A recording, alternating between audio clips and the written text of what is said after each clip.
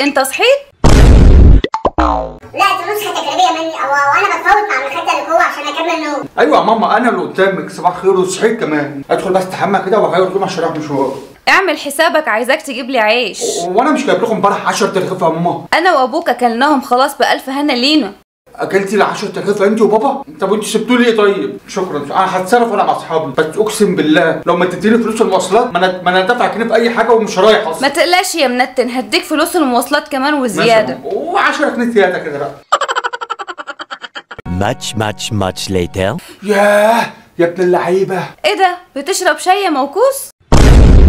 لا يا ماما دي بروفا، الشاي لسه في خيالي، فانا بسأل الشاي انت محتاج كام معلقة سكر؟ يا ابن الموكوسه يا ابو دم خفيف زي ابوك. اعمل لك ايه بس يا ماما؟ ما هو انت برضه يعني بتسألي اسئلة مالهاش لازمة يعني. اتلم وبلاش لماضه، هقول لابوك وتبقى خراب عليك. ونعم بالله. The next day. هو انت في الحمام؟ لا دي روحي، انا نايم جوه في الأوضة. يا ابن الموكوسه اتلم هكسر الباب عليك. لو تعرفي تشارك شريط. حاضر هطلع اهو. ايه ده؟ ماسك ريموت؟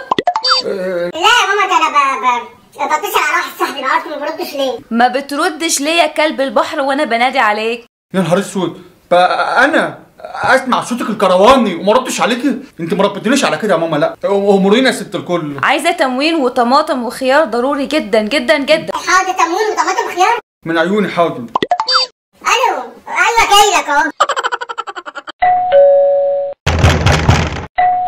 المندوب جايب لك حاجات؟ لا يا ماما جاي يطمن عليا بس. اكيد جايب لي حاجات يعني. ماشي. وانت حاجه اسمها حاجات من فتره والفلوس خلصت.